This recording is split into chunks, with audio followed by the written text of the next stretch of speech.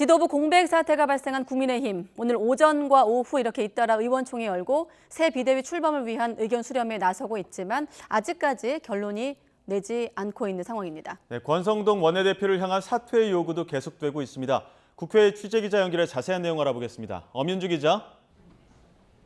네, 국회입니다. 네, 오후에 재개된 국민의힘 의원총회 지금도 진행 중입니까? 네, 오후 2시부터 시작된 의원총회는 아직도 진행 중입니다. 앞서 권성동 원내대표는 의총 모두 발언을 통해 지금의 위기는 당대표의 성상납 의혹 무마 시도에서부터 시작됐다면서 현 위기에 대한 현실적 대안은 비대위 출범이라고 거듭 강조했습니다. 직접 들어보겠습니다. 지금 위기는 당대표 징계라는 초유의 사태와 당원 당규의 미비가 결합한 구조적인 문제입니다. 이 문제를 해결하기 위해 당원 당규의 개정이 필요합니다. 당원 당규 개정을 통한 새로운 비대위 출범 말고 어떤 대안이 있습니까? 오전 의원총회에서는 당 비상 상황에 대한 규정과 앞으로 비대위 구성과 절차 등에 대한 보고가 중점적으로 이뤄졌습니다. 특히 비대위 전환을 위한 비상상황 요건을 규정한 당원 96조에 대한 개정안이 다뤄졌는데요. 당 법률지원단장인 유상범 의원은 선출직 최고위원 5명 가운데 4명 이상이 거리된 경우 비대위 전환이 가능한 비상상황으로 규정하는 내용의 당원 96조 1항 개정안을 보고한 것으로 알려졌습니다. 앞서 법원이 당의 비상 상황에 대한 판단을 인정하지 않은 만큼 해당 당원 문구를 고쳐 비상 상황의 구체성을 강화한 건데요. 어떤 배경에서인지 직접 들어보시죠. 동시에 4명이 다 그만두면 사실은 최고 당 전당대회를 통해서 뽑힌 우리 최고위 체제 자체가 이미 불신을 받은 상황이다.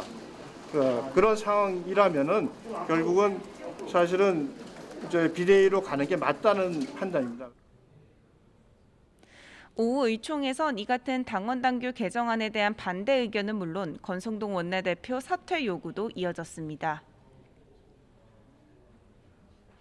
당원 당규를 개정해서 새로운 비대위를 구성한다는 것은 편법이고 탈법이고 꼼수고 민심에 역행하는 것이다. 민심을 거스르는 것은 정치도 아니고 상식도 아니고 지금 국민들과 많은 당원들께서 원내대표직에서 물러나라는 거 아닙니까? 국민의 이 명령을 또 국민의 그 마음을 역행하는 민심을 역행하는 그런 행동들을 우리 당에서 보여서는 안 된다. 여기에 새 비대위 출범의 첫 관문이기도 하죠. 당원 당규 개정 의결 권한을 가지고 있는 전국위원회 의장인 서병수 의장이 여전히 전국위 소집 요구에 응하지 않겠다는 입장을 재확인하면서 험로가 예상됩니다. 엄윤주 기자, 혹시라도 의총 끝나고 속보 들려오면 알려주시고요. 자, 이어서 민주당 소식도 알아보겠습니다. 오늘 이진복 대통령실 정무수석이 이재명 신임 대표를 예방했는데 분위기가 훈훈했다고요?